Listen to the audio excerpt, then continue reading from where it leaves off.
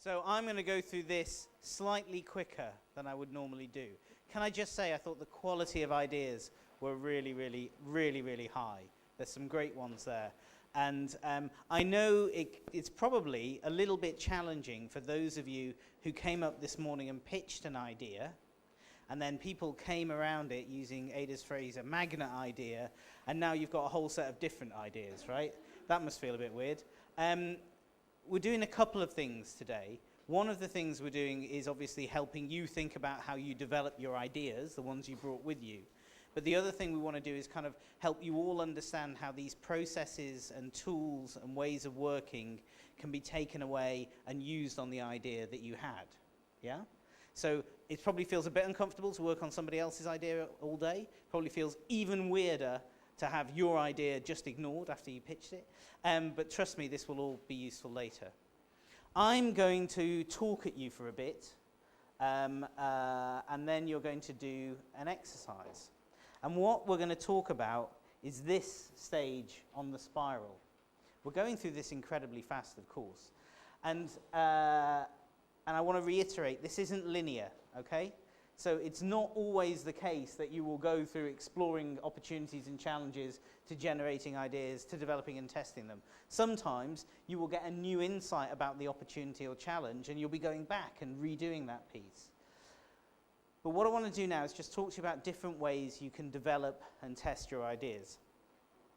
And in our work at Nesta, this is by far one of the most important things that we try to impart to people who are innovating.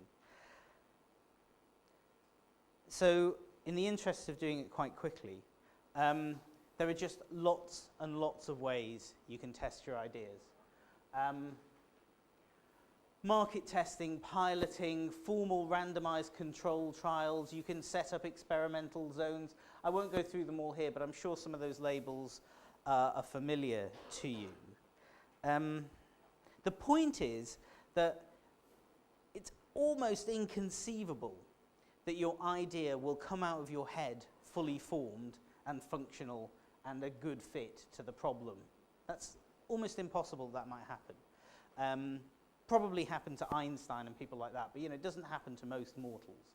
And that what you want to do is get it out into the world and test it and get feedback on it and adapt it and change it. And all of these are methods for how you might do that, for ways in which you could bring your idea into the world, get people to use it, engage with it, give you feedback so that you can improve it and make it better. And I want to focus particularly on prototyping. Prototyping is a big part of social innovation. It's something which has a long legacy in physical sciences and manufacturing, which I'll talk about a little bit. And we found it to be one of the most useful tools that a social innovator has to develop their ideas. Who has done some prototyping before?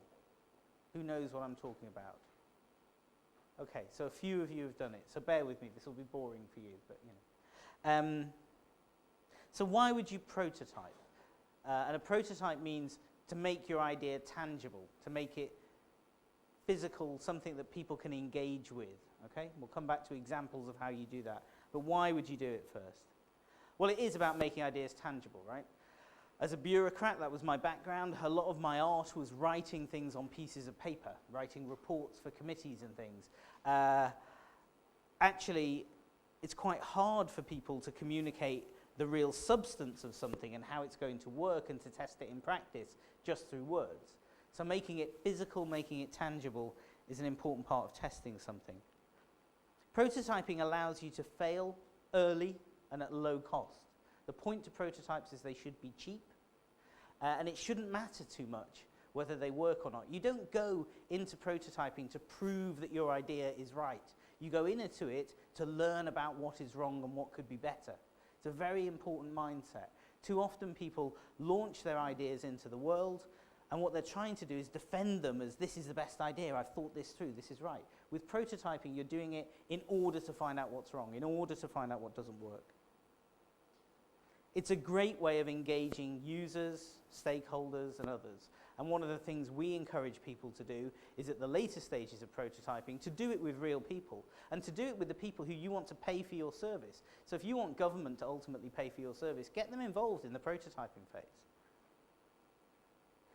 And as I said, it is basically about getting better ideas. So you go into prototyping with an idea, with something that you want to test, but your ambition is to get a better idea, not to defend the one you've got against critics, okay? It's a very important part of mindset.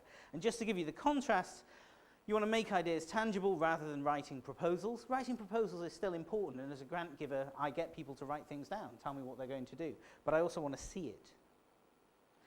Fail early and at lower cost rather than having big-scale pilots and investing lots of resources in things that don't work. Engage other people rather than going it alone. Nobody's idea ever got better because they kept it a secret. And get better ideas now rather than finding yourself stuck with bad ideas later on.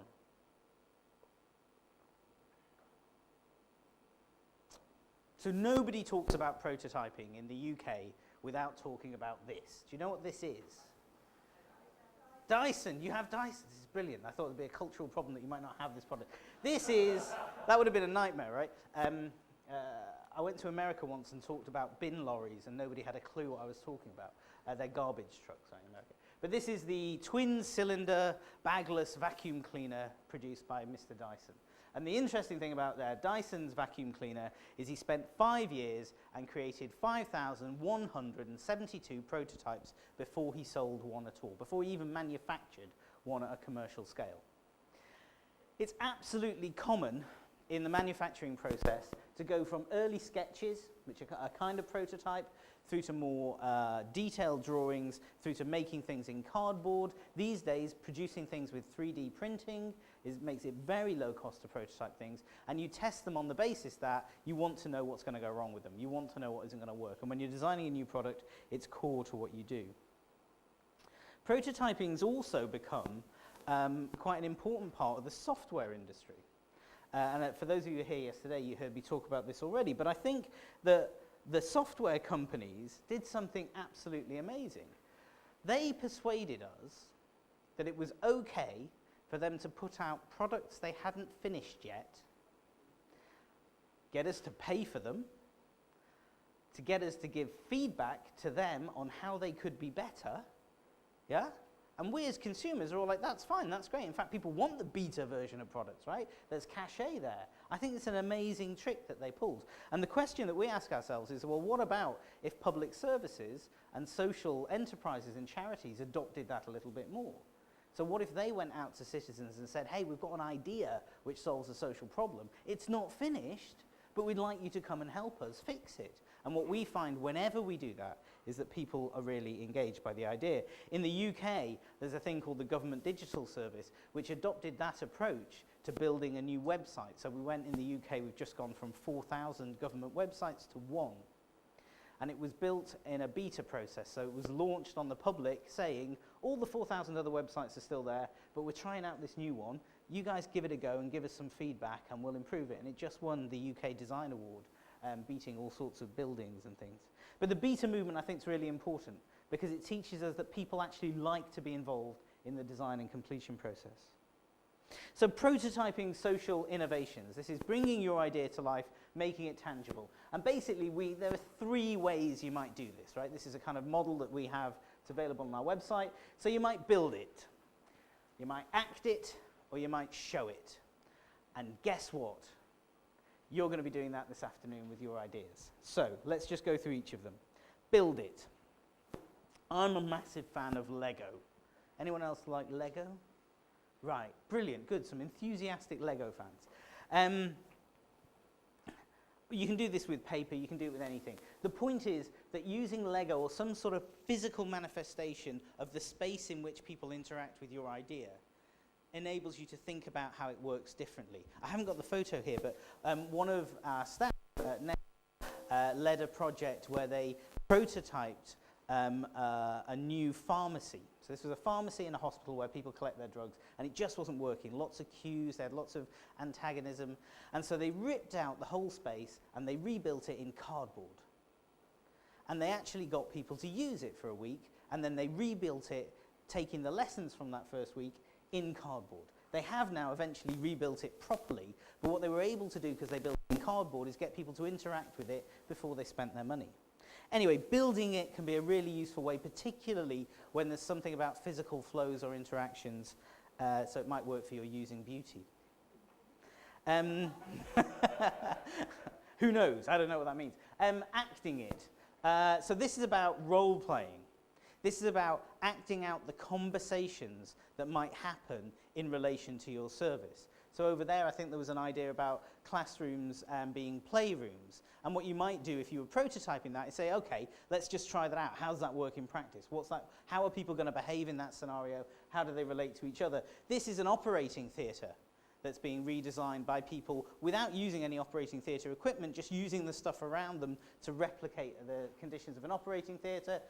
That is Hannah from Cornwall Council. They had an idea about introducing machines that people would interact with at public service points. So if you had questions, you would interact with the machine. So Hannah ended up with a cardboard box on her head pretending to be a machine, and they were trying to figure out how people would relate to it, right? This is kind of fun, but the point is you try to get your head inside what your idea is going to work like. This is one of my favorites. This is at the MIT lab, where they've taken it a step further. So they have a whole set of gloves and other bits of clothing that they wear that restrict their movement, and they spend whole days feeling what it's like to have arthritis. So they've taken the prototyping thing to a whole new stage, so that when they're designing new products and services for older people, they know what it's like to have restricted mobility in their hands. And then finally, show it, which is probably the easiest. And you may want to do some of this afternoon, you may want to do the other things. But this is where you just kind of sketch it out, right? Lots of you had website ideas. I've purchased lots and lots of websites. And what happens is that the designers of the websites come to you with these very expensive, mocked-up websites that you can interact with. I've now learnt that actually what I want them to do is write it down on a piece of paper, no more complex than that, before I give them any money. Because actually you can prototype how your website's going to look and how a user interacts with it with a pen and paper. It's a lot cheaper than getting it coded. And here are some examples.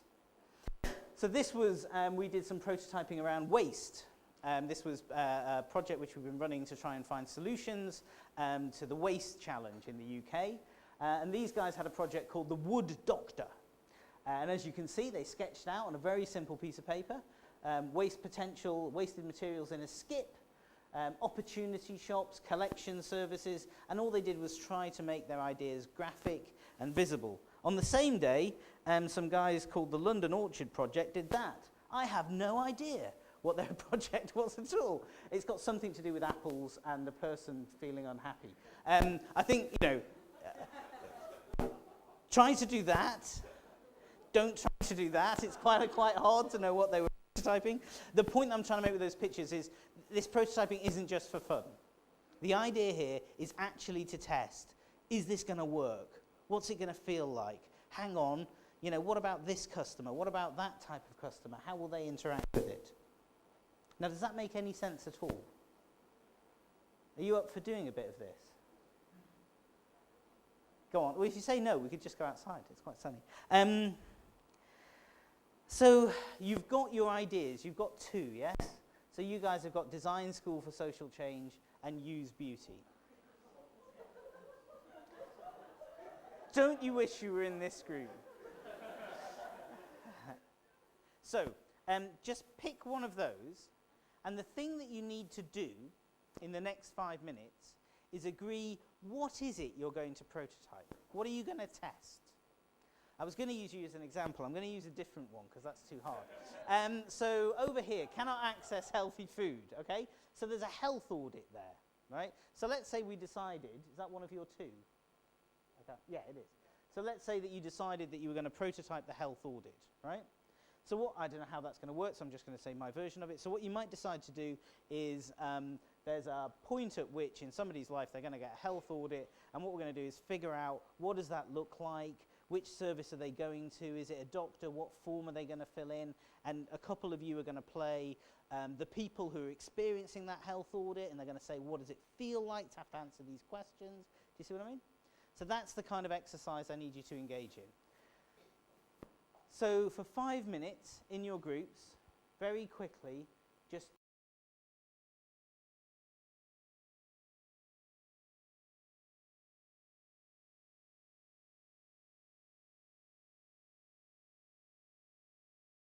but before you go, your task now is to grab, think about how you want to do that prototyping in those groups, in all those groups.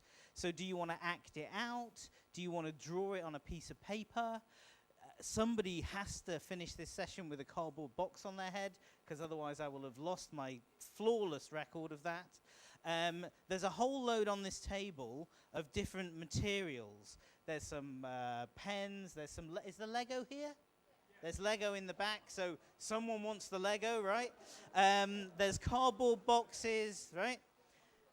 So each group needs to decide how they want to bring their idea into life, how to make it tangible. Writing a report isn't an option. So then you need to send one person from your group to go and get stuff from the table. And then you have 40 minutes to create a prototype. And I want you to create something that actually gives you some insights into how the idea might work. Okay? Is that clear? All right, so it's 2 groups here, 2 groups there. There's a lot of groups to do this exercise, so this should be fun.